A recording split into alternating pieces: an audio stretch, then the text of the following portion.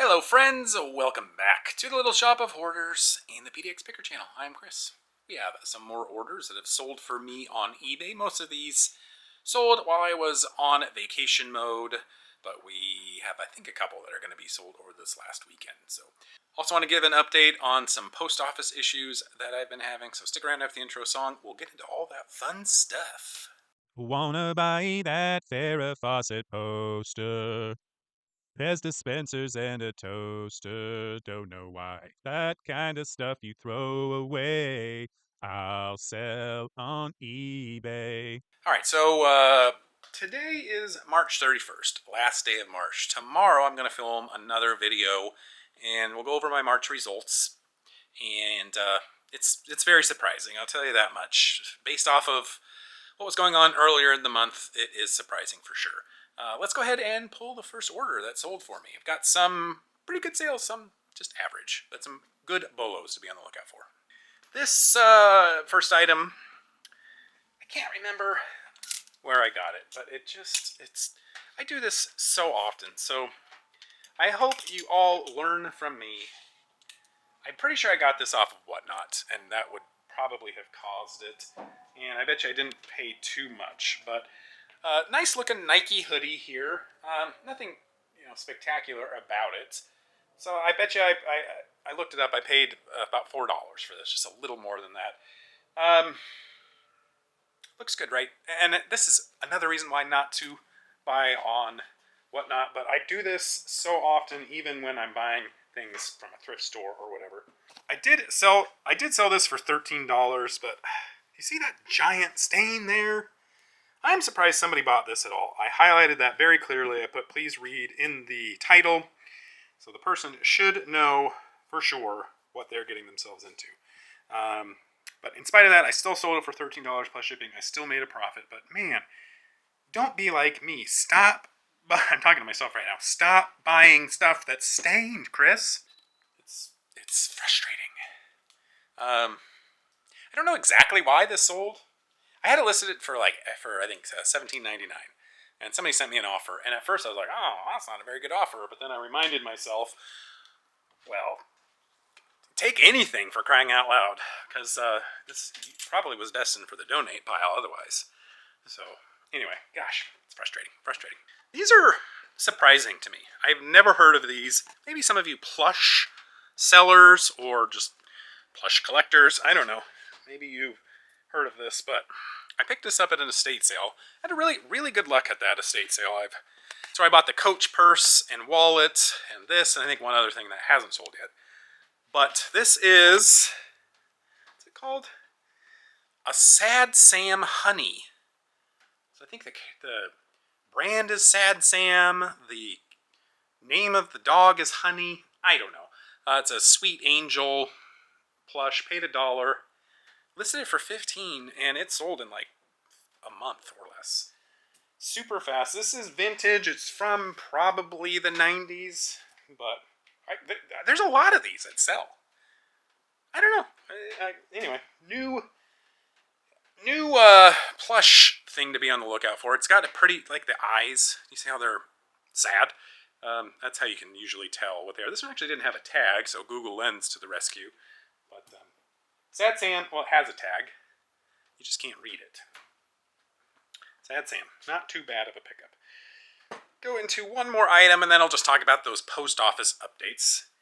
We have something I picked up at the Goodwill outlet last year, and I remember looking this up and being surprised that this had some sold comps, but then, like a lot of things, I just threw it in a corner and completely forgot about it, so I had to start the whole process over when it came to doing research on what it was and everything. And when I went to comp this time around, I found no sold listings. I don't even know if when going into Terapeak if I saw sold listings. So I don't know what it was that I saw. It doesn't matter because it all turned out in the end good. So this is what sold right here. You can't really see what it is, so I'll show you a better picture here in a little. Whoa! Hello! Whoa, in a little bit here. I apologize for not warning you about the extreme close-up a la Wayne's World, but this is by a company called Piri Kencana.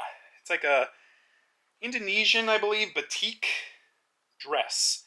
And I think these were made probably in the 90s, would be my guess. Get that to focus. It's just this cool butterfly pattern, really pretty, and that's all for $32 plus shipping. I got it at the Goodwill outlet. It hardly weighs anything, so I bet you I paid around $1.50 for it, or maybe $2 at the most. But yeah, Piri Kinkana. Let me show you the tag, because I highly doubt I'm pronouncing that correctly. Right there you can see Batik, I don't know, Halis or something. And then Piri Kinkana, made in Indonesia. Really good pickup to be on the lookout for. I say that, there were like 3 or 4 listed. I don't know. This color, this blue color, was a winner for sure. So there were a couple others listed, but they were not as pretty, in my opinion, as that one. So that did it. Post office updates. A while ago, I talked about shipping out some Bona wood oil to somewhere in Montana. It got lost. It's been lost since February 24th. I almost created a new month there of September. February 24th it's been lost, and I had to refund the buyer $370 some. I didn't have any extra insurance on it, but I did put an insurance claim in, and it paid out really quickly. So they paid out the maximum they could, which was $100. Plus, they gave me my original shipping back, so I think that was another $11.89. So got a little bit more than I thought, and I can't complain too much because, again, all of that Bona stuff is 100% profit at this point.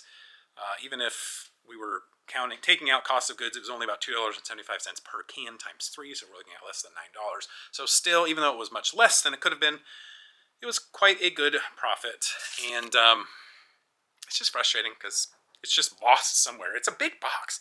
I'm pretty sure I put it in a 10 by 10 by 10 box. I don't think I have had, I know for a fact I haven't had that large of a package just disappear.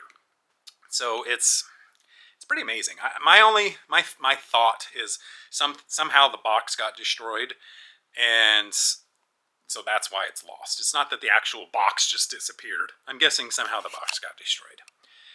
On the flip side, I have another scenario where I shipped out a small pocket knife, a Swiss Army knife, pocket knife. And so, it was in a little padded envelope, maybe 4 inches by 6 inches, so much smaller. That was being shipped across the country. That was also lost. I have not put in the insurance claim yet on that, but I will. It's going to be much, much lower. I think I only sold it for $15 or something like that, plus shipping. The part that not drives me insane, but it's very surprising to me is there is this feature on USPS.com called a missing mail search. So you fill out this big long form, you submit this form that you fill out, and it's supposed to start the process of a missing mail search by the USPS. I started this, I don't know the exact date, but it was weeks ago. And they have done absolutely nothing with that request. So my question is, have any of you, well, I'm sure some of you out there have put in missing mail requests via USPS.com. What happens with those? What is supposed to happen? What is supposed to be done? Because I'm pretty sure ignoring it completely is not what the USPS missing mail search is designed to do. But anyway, let me know, comment below what is supposed to happen and what kind of results have you had with putting in those missing mail searches in the past. I am going to put in a insurance request here pretty soon on that anyway, because I think it's 15 business days from the time that you mailed it. If it hasn't been delivered yet, then you're allowed to put in a insurance claim on it, but I'm not positive on that. But anyway, those are some updates on the USPS issues that I've been having. I've been reading a lot of other people, a lot of other viewers out there like you maybe have been having post office problems, more so than ever in the past. It's still really low, all things considered. I'm not to the point of complaining, just voicing a potential concern, which is more and more issues that have popped up just in the last 3 to 4 months or so. I hope this gets turned around with what's going on in the administration with the government wanting to do cutbacks on things, reduce costs. I doubt that means the mail system is going to get better. I don't know. But anyway, it's something to keep an eye on. It's definitely concerning.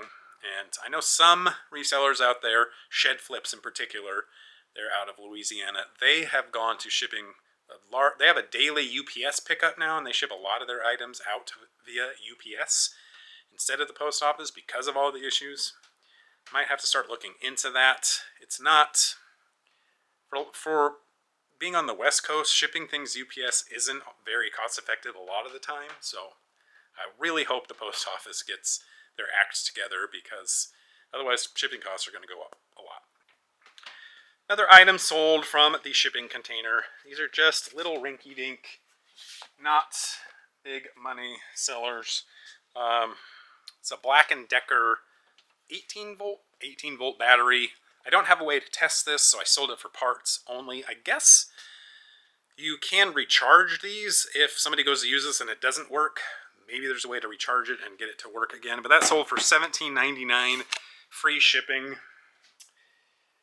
Probably going to cost around $8 to $9 to ship it. So not a big money maker, but slowly making a little bit more money back from the shipping container. Shipping container? No. Storage container. I still haven't done anything with, I was talking about lotting together the remote control vehicle parts and pieces. I haven't done that yet. I did finally learn what this is. Like, for sure, I learned what this was because I did a little bit more sleuthing. So this right here, this is laying on its side. It's supposed to be upright. This is by a company called Glacier Tanks. And a moral of the story is I'm fairly confident that this is used in the extraction of CBD products, or like CBD oil type stuff. This tank, or a version of this tank, if you were to buy it from Glacier, new of course, so big difference there is obviously this is used, but new with all of these gauges and things on here, you're looking at well over $2,000, probably over $3,000 for all of that. There are a few used versions of similar things like this that I see listed on Facebook Marketplace for over $2,000. So that's encouraging because obviously people are trying to sell them and they're asking a lot of money for it. I have no idea if they're selling. I've never used that, so I don't know if it works. It looks like everything is fine. I'm going to try and sell it. I'm going to list it high. I'm going to ask like $1,000 for it. There's another piece of equipment that goes with it as well. Maybe I'll be able to sell it for $1,000, which would completely pay for my storage unit. The costs incurred with it, plus about $400. I think I spent about $600 all in on it. So that would be exciting.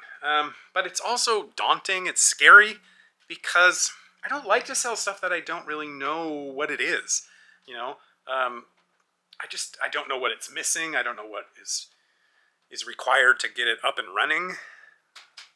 I feel like if you're going to ask somebody to give you that much money, you have a little bit of an obligation to know more about it.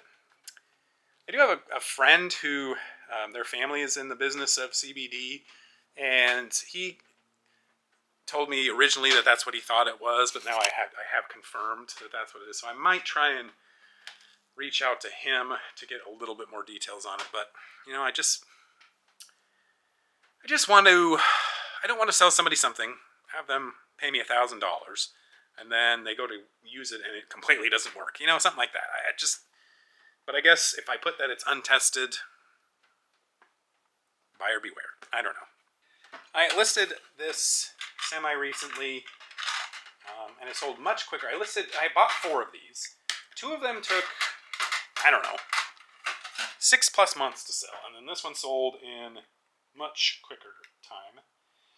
It's a Lancome eye makeup. You'll just have to take my word for it. It's called Color Focus. Sold for $16.90, free shipping. Paid $2.50 for it. Big winner on that one, right? Big time money maker. I sold another Bona, though. I'm bummed to a certain extent because I realize now that this neutral color. Oh boy. Meaning it doesn't have a, it's just wood colored. There's no tint to it.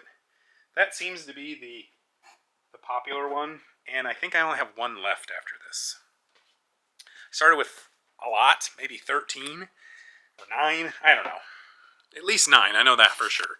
But I'm pretty sure I only have one of those left. And then I have a lot of these colored versions, like, whoops, this is garnet colored, which is red. I haven't sold any of those, and I bet you I have 6 or more of those. So I've got 3 garnet right here, and then here's another one. 4, 5, 6, 7, 8. I think this is 9. Yeah, 9 garnets there, and then I have 3 ash, which is that grayish color, and then charcoal, which is a dark color. I have 3 of those, and then 1 clay. I'm running out of good colors, so I am thinking of lotting the colors together, and like, so in this example, right now I'm listing them $150 each. If I put 2 of these for $150, maybe that will entice somebody to buy more. I don't know. Again, it's all profit, but I think I'm discovering a lot of those colors are not great. They're too vibrant, you know. When you're thinking about a wood floor, I don't really think of like a red tinged floor like that garnet would be. But anyway, this one sold. I took an offer for $135 plus shipping on that neutral or natural. I keep saying neutral. No, it is neutral. Natural, neutral, basically the same thing. So again, a whole bunch more profit added to that total. So that was a great buy. It took a long time. It's taking a long time, and it's not perfect. You know, losing some of the cans and shipping was frustrating, but doing well overall. We are quite a ways into the video, and this is my first pair of shoes that sold. So that's encouraging, since this is my #1 selling category. But these are a pair of Ultras, my new favorite brand to resell. The model are, these are the Via Olympus. I picked these up for $9.99 at my thrift store, and they cleaned up really well. Let's get a better view on these. And those sold on eBay for $44.99 plus shipping. Lots and lots of tread, minimal wear. So that was a good pickup, a good sale. Took a little bit longer. Still probably 2.5 months, I would guess, to sell. So not too bad. I posted these on Poshmark, and somebody commented, said, "These look like they're dirty and they have a ton of wear on them. Is that true?" And I just replied and said, "No," because I guess my pictures, at least on Poshmark, didn't come out very well, but they definitely are not dirty. And I don't know if they thought they were buying new ones or what, but it was just a funny thing. It's almost like because the comments on Poshmark, they stay. It's like a Facebook post, you know, so somebody who goes to those shoes in the future could see those comments. It's almost like she didn't want me to, sell those. I sold 2 more boxes of these Nap Cleans. These are essentially disposable bibs, usually for seniors. $24.90 free shipping for the 2 of those. I've sold a lot of these. This turned out to be a much better buy than I kind of anticipated it to be, but I spent, I think, about 3 boxes. Probably spent somewhere in the neighborhood of $8 on all, or basically $10 on all 3 of them. So doing really well. I still have 10 left on those. So. Nap Clean disposable. Did I say bibs? Is that what they're called? Bibs, yeah. They call them clothing protectors. I guess that's the... Bibs is maybe more for babies, and a clothing protector is for an adult. But anyway. Last item of the day. This took longer than I thought to sell, but I also priced it on the high end. There's a version of this that I think it's, I don't know who it's by. I'll just say Panasonic. I don't know what the company is, but there's a version of this that was in or featured in the movie Back to the Future. And if you can find that particular version, I don't know exactly what they sell for, but it's pretty high. This is not at all like that, but it's a similar concept. So I got this for $9.99 at the thrift store. It is a flip clock, I think is what they call it. Do you see the numbers in there? Well, they're like when they switch when the minute switches and the hour switches, it flips, it folds up or folds down, whatever it is. And yeah, they're called flip clocks. This is by General Electric, and tested it out, works great. It is plug-in powered. There's a model number, but it doesn't really matter. Model 8113. So this is kind of an MCM style, this particular one. Now it's got the gold feet at the bottom and kind of this, almost reminded me of like an old console TV. But anyway, that sold for $64.99 plus shipping. So a really good profit on that. So flip clocks in general, I think I bought another one. Yeah, I bought another one. It's a JCPenney branded one. Wasn't in great condition, so I only listed that one for $24.99. But there's a lot of people, I think, have nostalgia for flip clocks. And then, like I said, the one that's featured in Back to the Future, a lot of people just, I guess, want to, you know, it's cool, it's kitschy or whatever to have the Back to the Future tie-in on that one. But that's going to do it for today's video. I hope you enjoyed it. Shout out to the PDX Posse and Harley Girl 143, Harley Gal 143, I should say. And for those of you that watched, thank you so much. Please like this video if you did, and subscribe to my channel if you haven't already. Good luck with all of your reselling ventures and non-reselling ventures out there. We'll catch you on the next video. Take care.